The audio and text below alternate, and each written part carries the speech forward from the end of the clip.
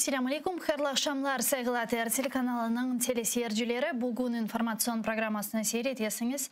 Studiyada sizler için men Gülsüm Halilova çalışam. Adet üzere növbeteki bir saat bu studiyada Kırım Tatar tilinde yayınımızga bağlanacak musafirlerimiz ile biz sonki aktual meselelerini laf edecekmiz ki bugün artık Rusiyanın Ukraynaga cenk ilan etkeni ve şiddetli savaş alıp barganından 112. gün tola 112 gün devamında Ukrayna silahlı kuvvetleri, Ukrayna halkı ve hepimiz cümlenin Rusya'nın tecavüzüne karşılık göstermektemiz ve şüphesiz ki sadece 112 gün aytmak doğru olmaz. 8 yıl 112 gün dep aytmağa daha doğru olur dep düşünüyorum. Zira bu savaş Kırım'ın işgalinden başladı. Kırım'ın işgalden kurtarılığının de yekünlenmeli dep aytamız ve umut etemiz ki bu cenk neticesinde Rusya'nın çılgınca başlatkan bu cenk neticesinde en büyük zararı Rusya özüne berdi zaten. Bize Rusya tamamen territorial bütünlüğümüzü gayrıdan tıklerimiz. 112. günde sonki aktual haberler şundan ibarettir ki şiddetli çatışmalar şu an Ukrayna'nın şarkı bölgelerinde, hususan Donbas bölgesinde devam ediyor ki Rusya'nın taktik böyle amaç ve maksatlarından birisi şimdiki şartlarda bu Donbas'ını tamamen işgal etmek. Yani Donetsk ve Lugansk vilayetlerinin memuri sınırlarına çıkmak gibi maksatını takip ediyor şimdi Rus işgalcileri ve bu sebepten Donbas bölgesinde şiddetli çatışmalar devam ediyor. Aynı zamanda Ukrayna silahlı kuvvetleri faal ve muvaffakiyetli bir şekilde Ukrayna'nın hem şarkı hem de cenubi bölgelerinde kontrtaarruz gerçekleştirerek çeşitli koy, kasaba ve mekanlarını işgalcilerden kurtarırlar. Hususan böyle kontrtaarruz faaliyetleri Ukrayna'nın ana kıtasının cenubi bölgesi olan Kherson, Zaporojye bölgelerinde şu an devam ediyor ki malum olğan gibi Rusya'nın büyük çarpı cenk başlatkanından bu yana ilk işgalge düşken bölgeler sırasında bu Kherson ve Zaporojye bölgesinin bir kısmı oldu ve ne yazık ki bu şimdi vilayetlerinin bir kısmı Rusya'nın kontrol altında, nezaret altında bulunmakta ve anda yaşayan Ukrayna vatandaşları ve hususan Kırım Tatarlarga binaen aynen Kırım'da olğanı gibi çeşit türlü represif ve baskı faaliyetleri işgalciler gerçekleştiriyor ve vaziyet bu bölgelerde ne yazık ki parlak değil. Hem insanlarga baskı gerçekleştirir eken de bu bölgelerini tamamıyla tarumar etip andan hırsızlık yapıp Kırım'a geçirip Kırım'dan ise çeşit türlü başka bölgelerge Ukrayna'nın tarım maddelerini hususan buğdaylarını Rusya'ya hırsızlap satmağa devam etti. Aynı zamanda bu vilayetlerini Rusya'nın demek içerisine entegre etmek, hoşma gibi faaliyetlerden vazgeçmek Rus işgalcileri ve koruganımızga göre bu topraklarga sonki vaqtları öz evine gelgen gibi Rus memurları, Rus siyasetçileri kelirler, anda rublenin dolaşacağı, Rus abone hatlarının olacağı gibi haberler tarqala, yani bu bölgelerini Kırım'a dahil etmeye planlaştıralar mı? Böyle sözde Kherson Halk Cumhuriyeti'ni ilan etmeye planlaştıralar mı? Rusya'ya hangi bir şekilde koşacaklar degen suallerge somut, yani bir net bir konkret cevap vermeyler ama alda bu bölgeler ile bağlı Rusya'ya dahil etmeye gibi karar artık çoktan verildi gibi görünüyor Kreml'de. O yüzden bizler de bu misyonu yakından takip ederek andaki içeride yüz bergen hadiselerini müzakere etemiz ve elbette ki savaşın 112. gününde halkara topluluk tarafından Ukrayna'ga verilgen destek veya yeterlice verilmegen destek etrafında çok fazla müzakerelerde devam etti. Malum olğanı gibi bugün Brüksel'de Belçika'nın paytahtında Ramstein 3 formatı çerçevesinde 45 ülkenin müdafaa nazirleri toplaştı ve Ukrayna'ga nevbetteki silah yardımı paketi etrafında müzakereler alıp bara. Bu defa bu toplantıga Moldova, Ekvador ve Gürcistan ülkeleri de koşuldular. İşte bu ve birçok diğer meseleler etrafında Milli Meclis Azası Rizaga Şevkiyev'nin laf edeceğimiz bizden işte. Rizaga, selamun aleyküm, hayırlı akşamlar. Aleyküm selam. Hayırlı akşamlar. Sonki bergen haberimden başlamağa istedim. Bu halkara topluluğunun yapkan faaliyetleri Ukrayna'ga gösterilgen destek 112. günde sizce ne kadar yeterli? Ne demek mümkün? Yazık ki bu kadar vakit geçe, savaş toktamay, adamlar ölürler, evler yıkılarlar. Ama bir taraftan bir savaş olgan son, cenk etken son öyle olmak mümkün. Ama da bir taraftan da saytıp geçtiğiniz bu Ramstein 3. toplaşmalarına bir kararla çıkaracaktırlar. Yana da Ukrayna'ya böyle ağır silah vermeye lafını edecektirler. Umut edeceğimiz bu toplaşmadan sonra daha çok silah verecektirler Ukrayna. Ukrayna bir ağır aldı kaldı çünkü Rusya'nın ordusu silahı Ukrayna'dan 50 araba bizde Ukrayna'dan ziyade. Onun için tek silah kurtaracaktır Ukrayna. Onun için bu 112. gün bakanda evet bana Ukrayna toprakları 25% baskıncılar koluna aldılar. Yazık ki bu ağır silah çokça verilmesi Rusya da objek etmek mümkün. Onun için işaret taşlarımız işaretten başka bir neyimiz yok. Onlar bir çokça silah belgeler de Ukrayna bir çaresi var silahı olsa onlara karşılık yapmağa ve o toprakları kaytartmak. Ama işanç bir tarafka, hakikat diğer tarafka tuşe gibi korunuyor. Zira birçok ülkeler şimdi Ukrayna'ya ağır silah verme sualinde ne yazık ki böyle yavaşlılık gösteriyorlar. Buna sizin fikrinizce neden sebep? Çünkü sanki dersin öyle bir his peyda ola ki Garbi dünya Ukrayna'nın müttefikleri, ittifakdaşları Ukrayna'nın bu savaşını yenmesini istiyor ama Rusya'nın da tamamen yok olmasını istemiyorlar. Böyle cenk etkende bütün dünya bunun etrafına koşuldu. Her kim özünün intereslerin, politik intereslerin bakarlar. Mesela Macron'a da sayılamlarda bakar nasıl geçecek. Onu niyete bakar. İtalya daha bir karışmalar çıkarır. Almanya o da bir neler çıkarır, uydurar. Bilesiniz mi? Rusya bir neрешительность pek verecek ola işandıra ama konkret olarak olganda böyle tartkalay. Onlar hatta da hep onlar bütün hükümetler öz vazifesini düşünüp o kadar güçleri de yoktur ben belirtsem. Onu ben duyam ki benim fikrimce NATO özünün o kadar güçlü olganı gösterip olmuyor. Cenk başlaganda ben aslında birinci günden onu teteydim ki NATO hükümetleri toplaşıp Rusya'ya birden böyle karşılık verecektirler de silahlı dolduracaklar deyip ama bir ağır kete bunların bu çizmeleri yerine geldi. Bir ağır. Mesela ben baktım bir analiz yapanıydım ne kadar bu NATO hükümetlerine uçaklar, bu dalnaboy puşkalar, tanklar olganı baksan bilirsin Avrupa hükümetlerinde fazla bakarsan tankları mesela 100 tane, 50 tane böyle hükümetler var. Onlara da hazır silah çok yoktur deyip anlayın.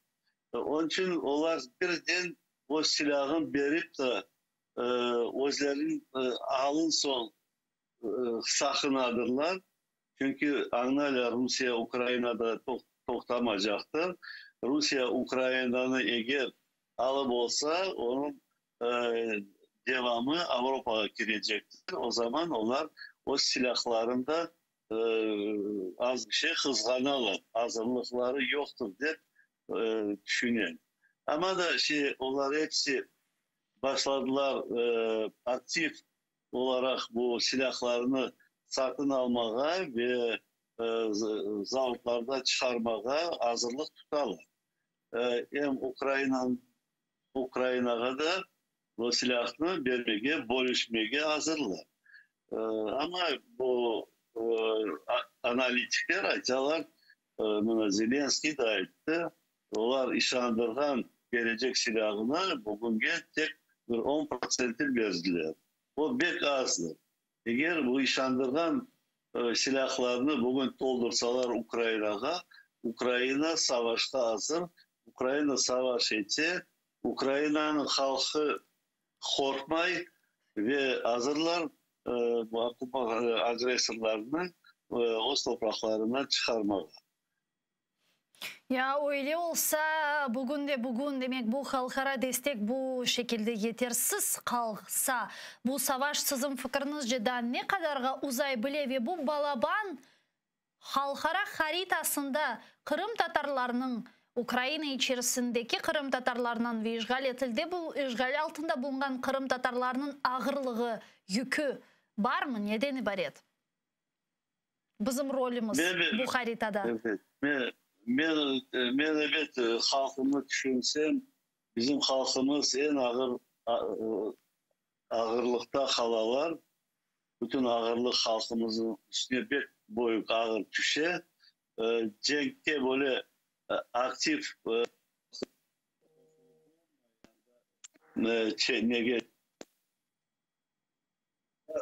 yasaylar ama da okupasyon rejimi onların başı üstüne ama da bütün onların yapan yaramazlığı bütün halkımıza gelir. Halkımızda Kırım'dan niye çıkıp olalar, niye gelip olalar ve ağır kaldılar. Yanında umut dünyasıdır. İşanç var. Ben işanam Ukrayna keregi silahını alacaklar ve işgallarını Ukrayna'dan çıkarıp topraklarını kaytaracaklar ve kaytarıp başladan son tek bu 24 Fevral'ye toktamazlar. Kırım'ı da kaytarıp yana da Ukrayna'ya koşarlar. Ona aslında başka çare yoktur. Eğer bu şans yapılmasa başka şans gelecek yıllar boyu pek uzacaktır. Onun için bu savaşın bir başlagan son şimdi o kadar adam olgen son toktatmayı işgallarını çıkarmak gerek. Bütün Ukrayna topraklarından onların içinde Kırım'da Donbass'ları etkili. Mına sizin fikrinizce bizler mına Kırım'ın reintegrasyasına yani Ukrayna erkanına kaytuf meselesini Kırım'da Kırım Tatarlarının demek muhtariyetinin tüzülüvü ve bu muhtariyet yönelişini tayin edebilecek kişilerinin hazırlanıvı yönelişinde yeterlice faaliyetlerini yapmaya yetiştirdik mi? Yani biz Kırım'ın işgalden kurtarılığına ve ellerimizge bayrak alıp kollarımızga hepsi mesuliyetini alıp vatanımızda devletçiliğimizi tiklemeye hazırmız mı sizce? Ben sizi işitmedim. Daha uzun gelmedi. Daha bir kere tekrarlayayım. Bilmiyorum yaşın. Daha uzun ya şimdi işte Rizağa. Alo. Evet. Alo. Ağustos'liklerim işitmiyor galiba. Çıkarınız.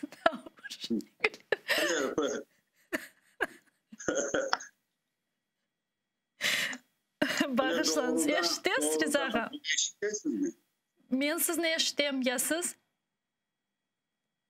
Ana indi doğrudan haketi söndüler nauslikler. Buyurun. İşte buyursun. Eşitez Rizağa. Alo. Aha, men sizni endi eşitmeyim, ne yazık ki. Alo. Alo. Bahuz. Şimdi eşitем, ya siz meni eşitesiz Rizağa. Alo. işiteyim. Men şunu soraydım.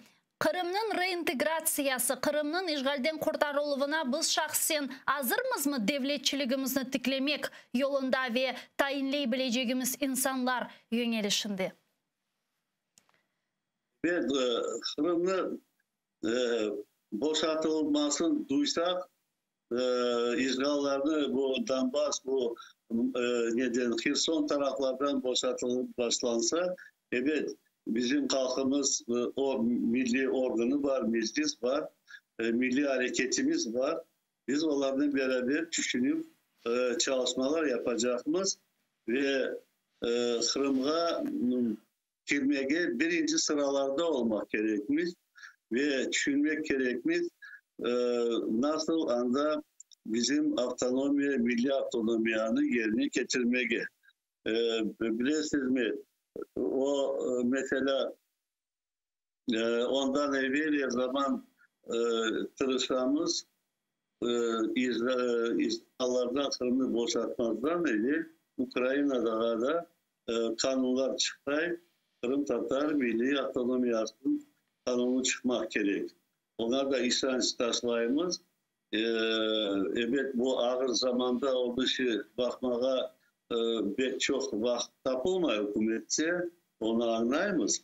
Ama yana da Ukrayna az bir şey ayakta durup işgallerini arka sürüp başlayan son ve böylece o zaman bizim meselemizde çözülmeye hazır olacaktır. Ukrayna devleti sizin fikrinizce bu defa da aynen 2014 senesinden evvel yapılganlar gibi hareketlerini işe kirsetmez mi? Ya da artık vaziyet tamamen farklı? Evet. Çünkü bu mesele sesinizi nahoşliksiniz son. Huzuli galiba Riza Ghanyan men bağlanıp olamayım. Sesimni de çok yaman işte. Milli Meclis azası Riza Gashevkiyev bizle canlı bağdaydı. Men çok umut etem ki biz yaşımdı bağını gayradan tıklerimiz. Ya da artık növbeteki yayınlarımızda Riza Ghanyan bağlanır ve onun tavsiyatlıca aslında bizim Kırım'ın işgalden kurtarılığına hazırlık meselelerimizini müzakere etlerimiz. Zira bu da reintegrasyon sualler. Bu da Kırım Tatar devletçiligimizin tıklenilmesi, yani Kırım'da Kırım Tatar milli territorial muhtariyetinin tıklenilü bu mesele etrafında yapabileceğimiz hareketler, kurulacak devlet struktura ve organlarına tayinleyeceğimiz kişiler, kadrolar, bunların hepsini artık düşünmek zarur. Zaten düşünülmesi de zarur edi sonki 8 yıl devamında ve bunların hepsi de Kırım'ın işgalden kurtarılığının hazırlığı çerçevesinde olabilecek ve gerekli olan hareketler deyip düşünemiz. Zira artık Kırım'ın işgalden kurtarılganından sonra 2014 senesinden evvel olgan Kırım olmamalı ve biz 1991 senesi Ukrayna özünün müstakilligini ilan etkeninden sonra ve Kırım'ın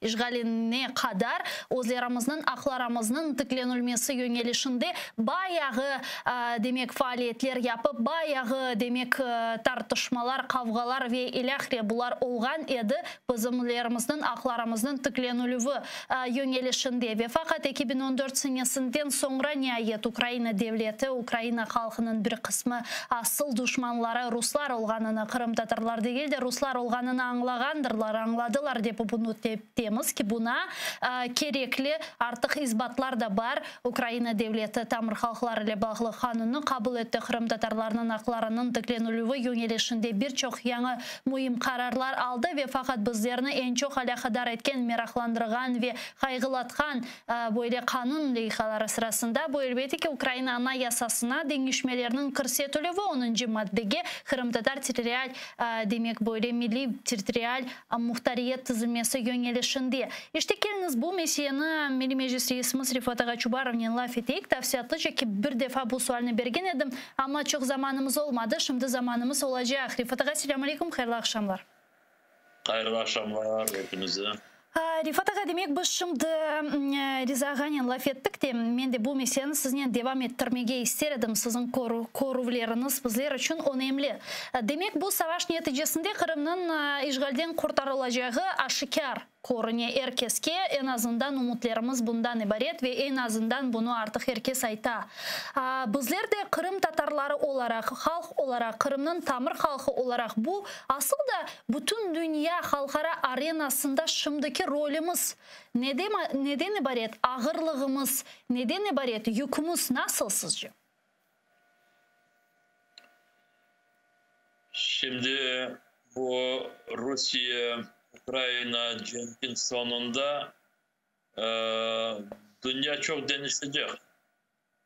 Ve anlaşıldı ki bugünden bugün bu cenkin sonunda Ukrayna'nın sınırları kayıtıp gelecek mi kendisine ve toprak bütünlüğü tiklenecek mi Ukrayna'nın?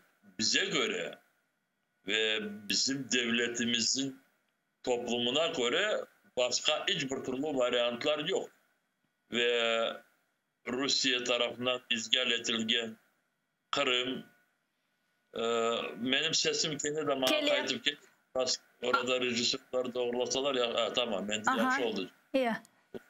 Konuşması biraz zor olan. Şimdi anlaşıldı ki Ukrayna'nın sınırları tiklenecek ve Kırım Ukrayna'nın bir bölgesi gibi statüsü devam edecek. Ama Kırım'ın yarım bölge ve Ukrayna'nın bölgesi gibi hukuki statüsü nasıl olacak? Bu otonomi meselesi. Elbette bunun etrafında çeşitli türlü tartışmalar bana göre gelecekte olacak.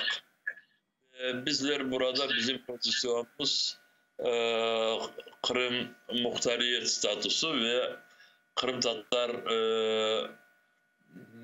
milli otonomiya. İşte buna göre bizler hazırlıklarımızı alıp barıyık. O kadarlık. Mına sizin fikrinizce bu aslında tafsiyatlıca laf edecek olsak bu meseleni hazırlıklar aslında neden ibaret? Mına Ukrayna devleti sizin fikrinizce Kırım işgalden kurtarılganından sonra aynen 2014 senesinden evvel davranganı gibi davranma hareketlerini işe kirsetmesi ihtimali var mı? Şimdi bu cenkin biz böyle söylemeye de olmam başında mı, ortasında mı Allah bile. Daha çok acılar gördük ama daha neler görecek daha onun farkında değiliz.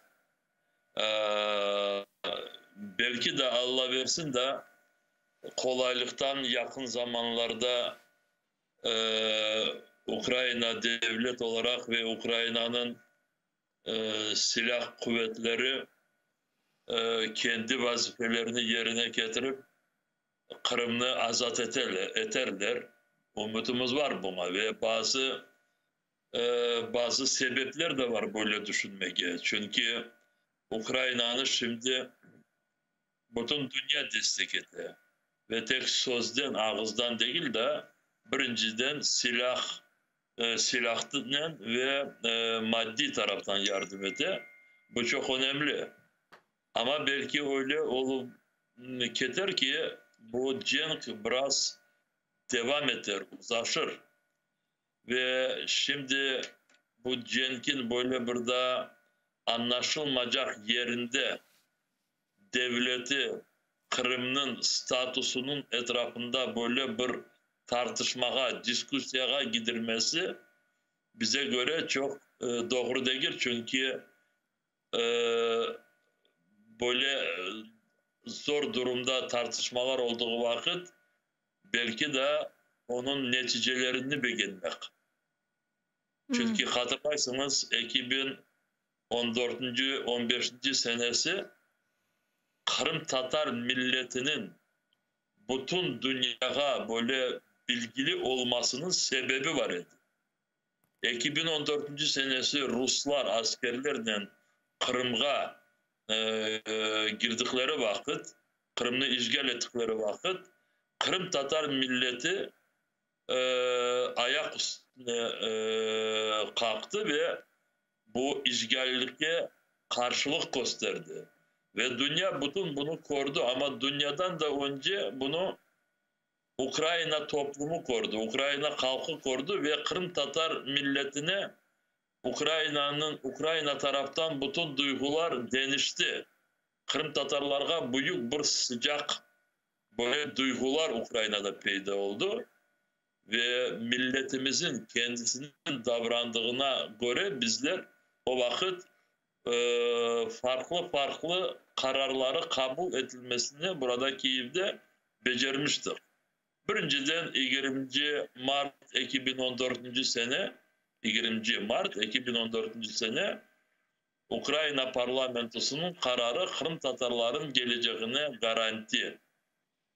Ve orada Kırım Tatar Milli Kurultay tanınmıştı ve Kırım Tatar Milli Meclis da orada Kırım Tatar milletinin temsil eden organı olarak orada gösterilmişti.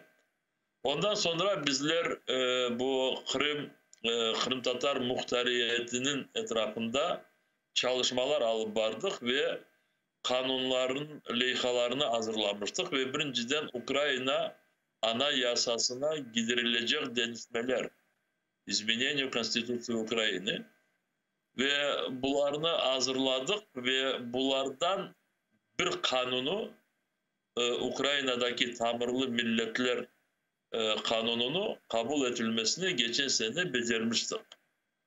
Ve bu kanun şimdi Kırım Tatar muhtariyetinin tiklemesine böyle yolları genişleştirdi. Ama daha iki kanun kabul edilmesi gerek.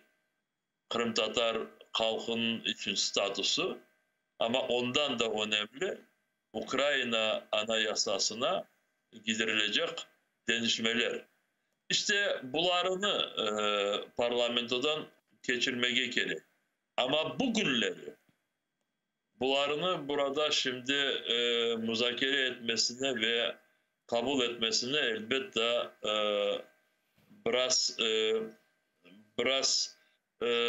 böyle problemalı. Çünkü başka meseleler birinci sıraya çıktı. Ukrayna'nı korçalamak meseleler. Şöbesiz, şimdi ne vakti ne zamanı bugün bu suallerinin, çünkü en başta Ukrayna'nın demek topraklarından düşmanını itirilmeli ama biz ileri hakkında laf edecek olsak, ileri de artık demek 2014 senesinden evvel olgan problemler ile karşılaşmamız mı sizin fikriniz? Yani bizim stratejimiz, taktikimiz daha mı böyle şiddetli, daha mı belki sert olması gerek olacak?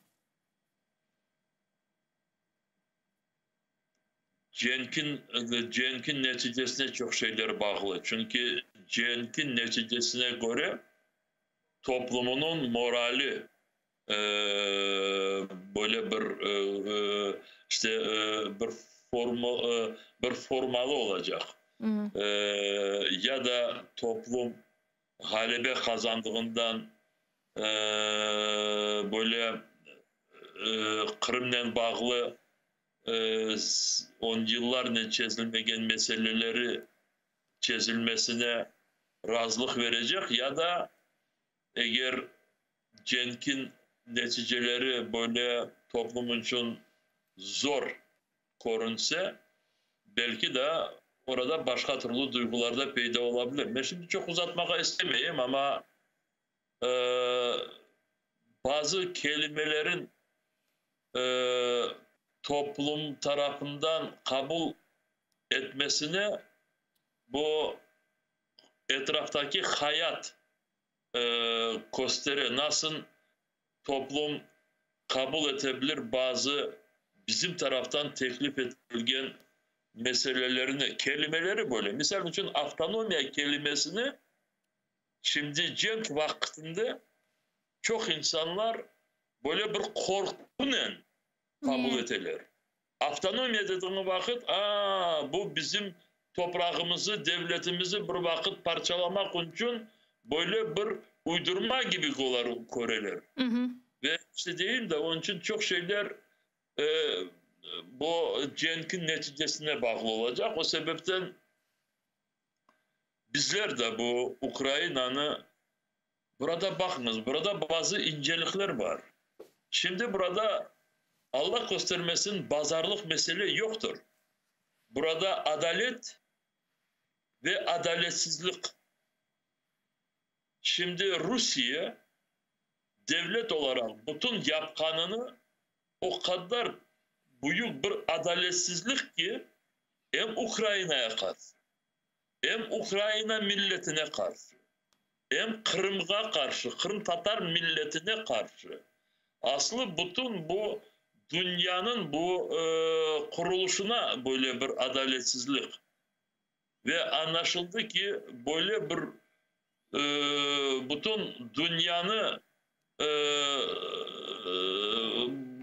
böyle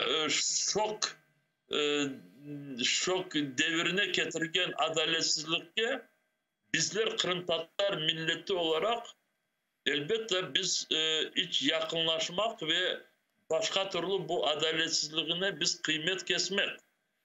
Dünya nasıl bu Rusya yapkanını adaletsizlik gibi gösterse biz de, çünkü biz kendi tarihimizde, kendi hayatımızda millet olarak o kadar çok adaletsizlikler gördük ki biz hiçbir vakit adaletsizliğin tarafında olmak ve o sebepten şimdi burada bizler Kırım Tatarlar adaletin tarafında, yoksa adaletsizlik Allah göstermesin tarafında da olan insanlar varlar.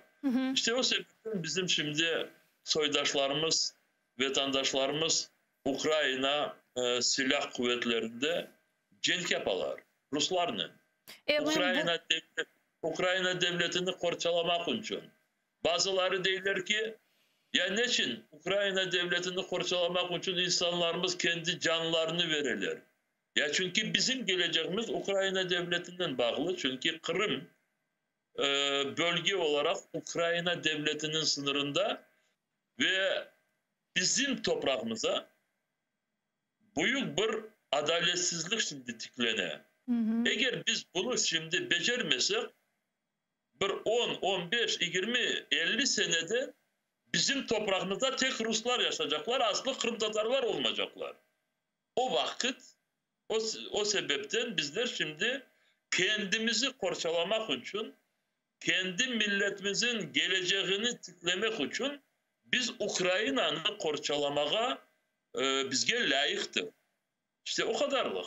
Mına bilesiz, şimdi içtimai ağlarında Kırım artık daha işgalden kurtarılmadı. Daha Kherson işgal altında ama artık herkes Kırım statusu etrafında çeşit türlü demek meselelerini Facebook olsun başka içtimai ağlarda müzakere eteler, laf eteler. Deyler ki nege gerek Kırım Tatarlarga muhtariyet vermege, Kırım Tatarlar savaştalar mı zaten? Kırım Tatarlar savaşka kırsınlar, Kırım'ını savaştan özleri azat etsinler, kanlarını toksunlar ve ilahire. Ondan sonra demek akları olur degen böyle olur olmaz demek şeyler bile aytıla. Siz buna ne derdiniz? Bugün Kırım Tatarlarının cenkteki mevcudiyeti hakkında. Ben gerçekten de böyle laflarga çok terin girmeye istemeyim. İstemediğim sebebi doğru tanımayım. Yok, burada istek yok. Çünkü siz soradınız, ben cevabını veririm. Ama o kadar çok bunlara kıymet kesmesi gereği yok. Çünkü cahil insanlar her bir toplumda varlar. Şimdi misal için bizimkileri de öyle söyleri var.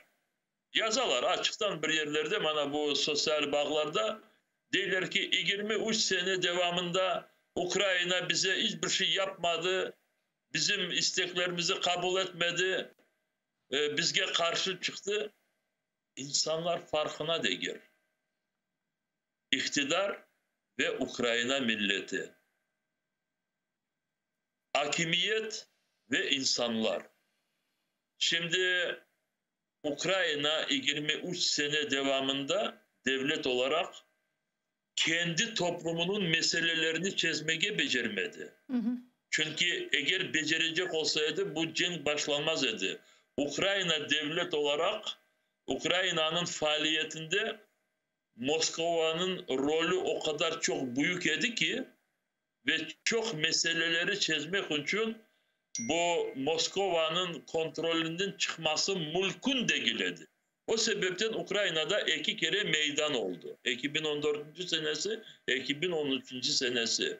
O sebepten şimdi Ukrayna ve Ukrayna milleti Rusya'nın kontrolünden çıkmak için kendi geleceğini kendisine böyle serbest bakmak için işte istediği vakit Moskova dedi, yok dedi, biz söylediğimizi, biz istediğimizi yapacaksınız.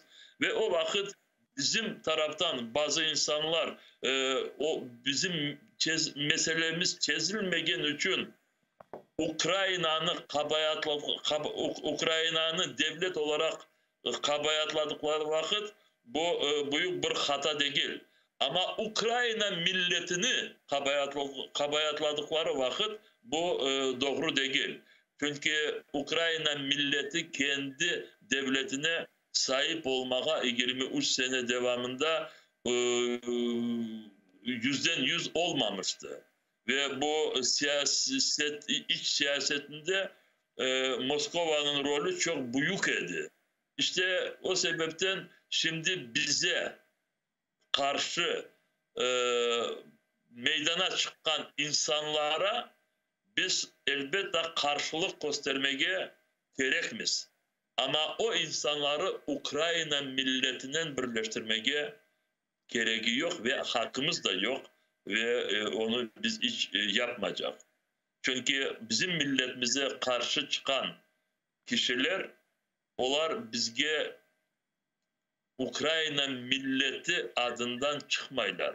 Ukrayna milletinin kararı Kırım Tatar milletine karşı böyle yok ve hiçbir vakit olmaz.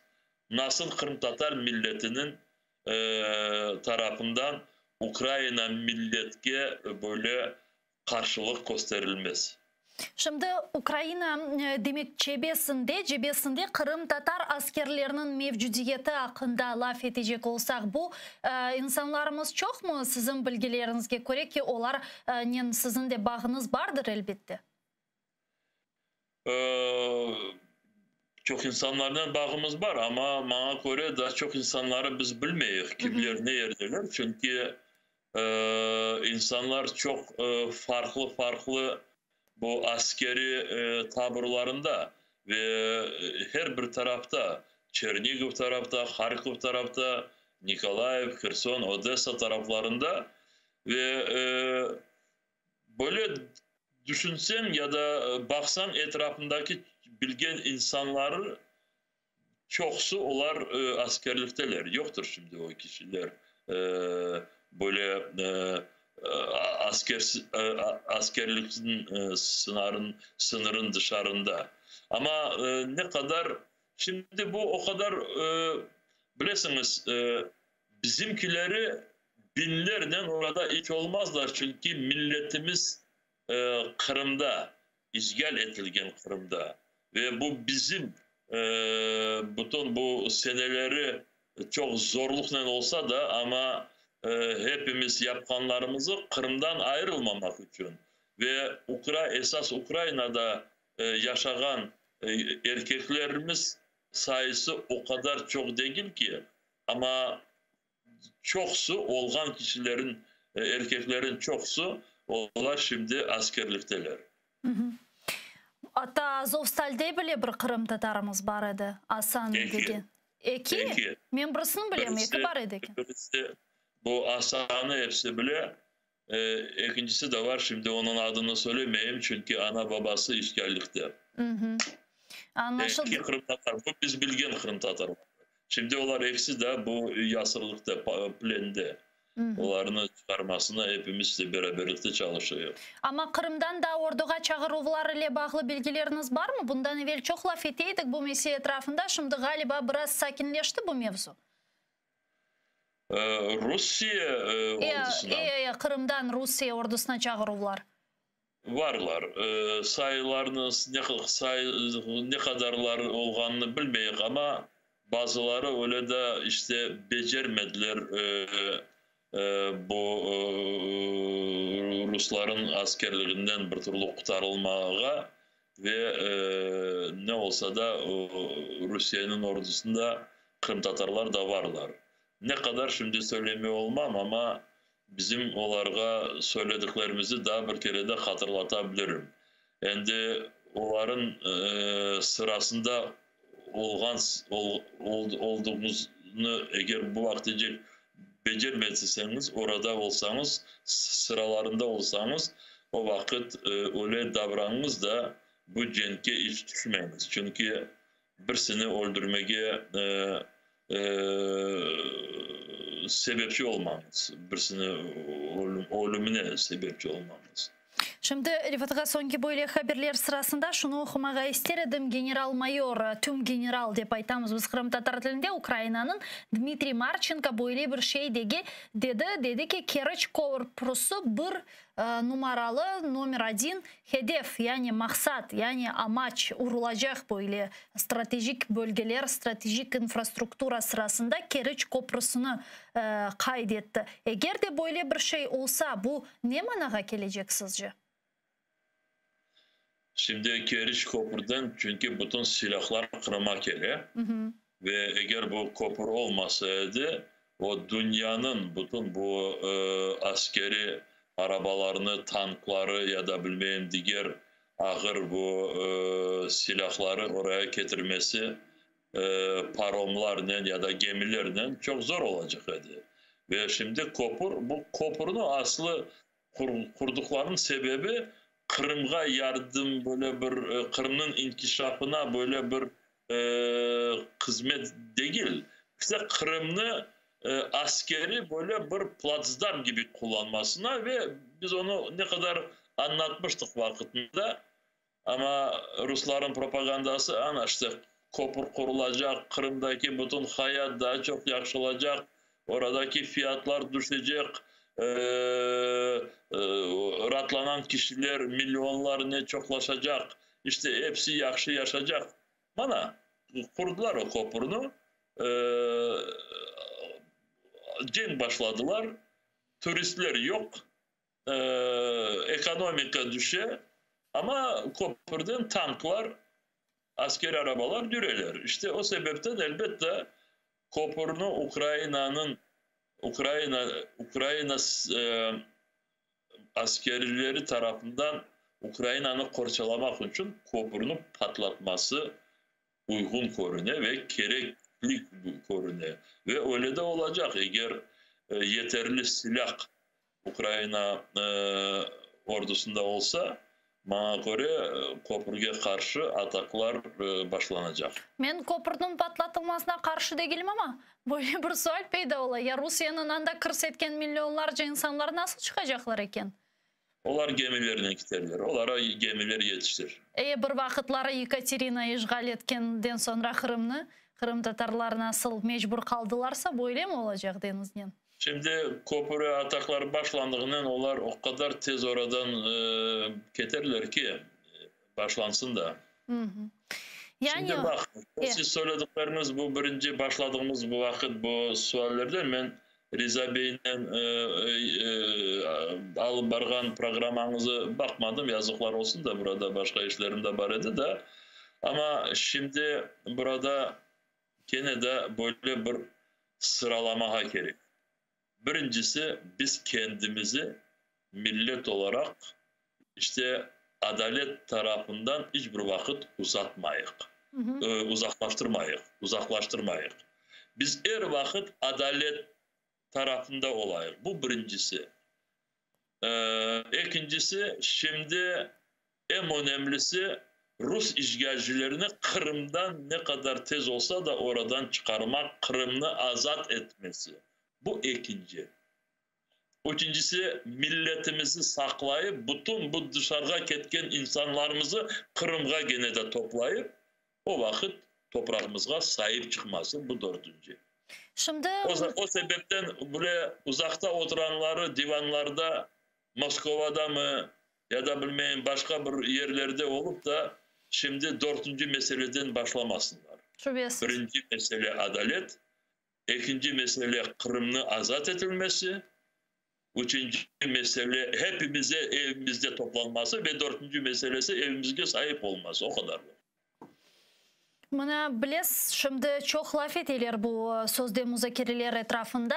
Savaş devam etti ama Ukrayna'nın Garbi ittifakdaşları Ukrayna'ga böyle müzakereler masasına oturmak gerek olganı hakkında çeşit türlü demek sözlerini, çeşit türlü demek böyle mesajlarını yollayırlar, çeşit türlü yollarla. Ayrıca bunu Macron yapa ve ilahire ve bizim anlaganımızga göre taviz verme meselesinde, bu kompromiske ketme meselesinde hususan Kırım ve Donbas'ını kasteteler. Yani bu topraklar üzerinde pazarlıkını teklif etti bazı bizim ittifakdaşlarımız Ukrayna'ga. Bu mesele etrafında ne düşünüyorsunuz? Yani kaydan bu cesaretini, bu akını tapalar özlerinde ki bunu aytmağa?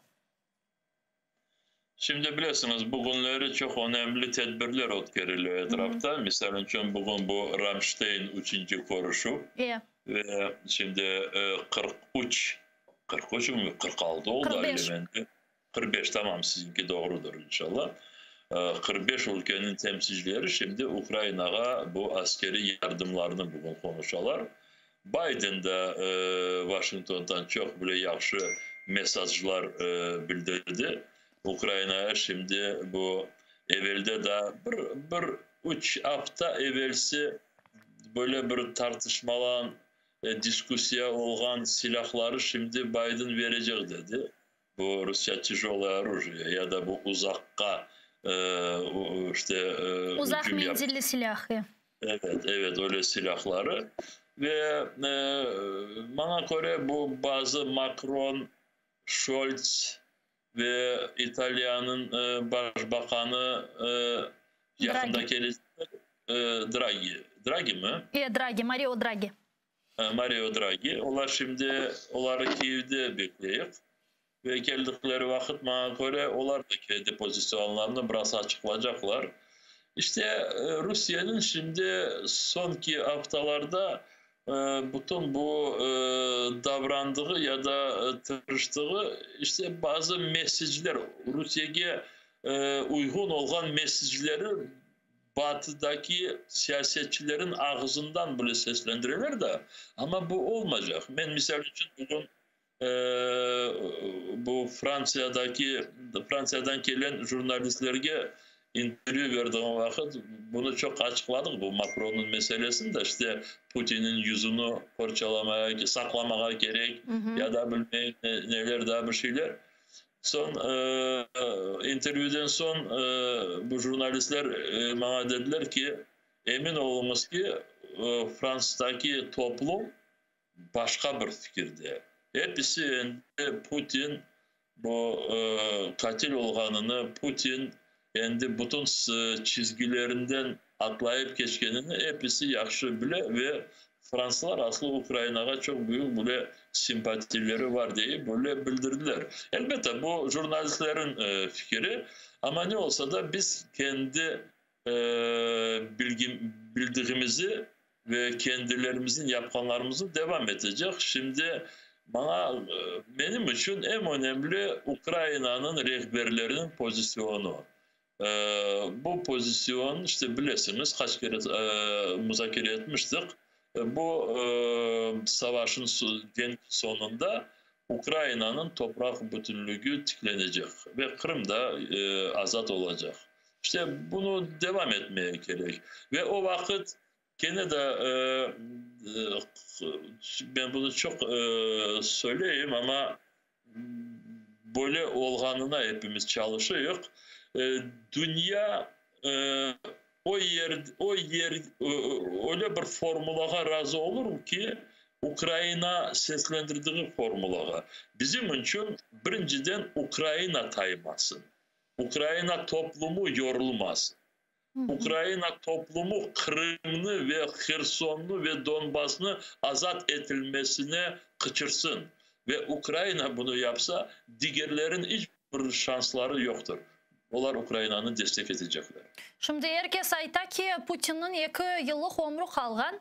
веб-сайтта çok ciddi bu rak değiller ama kanser deyip tercüme etile Türkiye tillerge kanser hastalığına uğragan ki 2 yıllık ömrü devamında demek özünün emperyalistik maksat ve hırslarını demek ömürge geçirmege istey. Buna sizin fikrinizce Putin'in ölümünden Rusya'nın içerisinde bir şey denişebilir mi? Ya da Putin'in ölümü, vefatı, gebermesi ve ilahli çok mühim değil bu sistemge bağlı değil.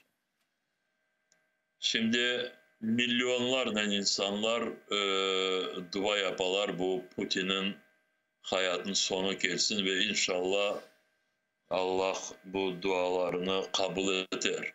Çünkü bu insanının yapkan cinayetleri o kadar pek çok ki tek Ukrayna'da değil. Suriye'de, İçkerya'da, Gürcistan'da, çok yerlerde, dünyada bile yapılgan ve o sebepten şimdi bana göre değil, işte ne kadar tez geberse o kadar insanların bir ümitleri çoklaşacak. Şimdi siz soradınız ki onun organine Rusya'daki beklediğimiz denişmeler tez gelir mi yoksa daha çok uzaklaşır mı? Gene de durum gösterecek işte. Elbette tek Putin'in ölümünden her bir şey istediğimiz gibi, beklediğimiz gibi kesilecek desek o da doğru değildir. Ama Rusya'da beklediğimiz gelişmeler elbette Putin'in hayatına bağlı. Çünkü o da hayatta olduğu vakit çok oradaki olabilecek denişmelerge insanlara yol verilmeyi ve insanlarda çok büyük korkular var. Putin'in yanındaki olan bazı insanlar kendilerin hayatlarını kurtarmak için, kendilerin milyarca mallarını kurtarmak için elbette şimdi Putin olmadığı vakit belki de bazı gerekli adımlar yapabilirler. Bizim için değil, Kırım'ı azat etmesi için değil, kendilerinin canlarını ve kendilerinin milyarlarını kurtarmak için o vakit bu Putin zamanında yapkan cinayetlerini belki de onlar silmesine gerekli kararlar alabilirler. İşte bunu hayat gösterecek. Biz de bularını takip etip yayınlarımızda müzakere etmeye devam edeceğiz. Büyükten büyük teşekkürler Rifat Ağa yayınımıza bağlanıp sorularımızga cevap bergeniz için. Yarın görüşkence. Bilemecisi reisi Rifat Çubarov bizle canlı bağdaydı. Saygılı arkadaşlarım, men sizlerden bu günlük saygılıklaşmak mecburiyetindeyim ve fakat siz ATR telekanalının ekranları başından ayrılmanız yayınımızın Zaman informasyon programması devam ediyor. Sonra bu studiyada sizlerin meslektaşım Aydar Mujdabayev, Prime Mujdabayev programmasında selamlaması beklenili. ATR'li olunuz yarın Allah hizmet etse. Görüşkence.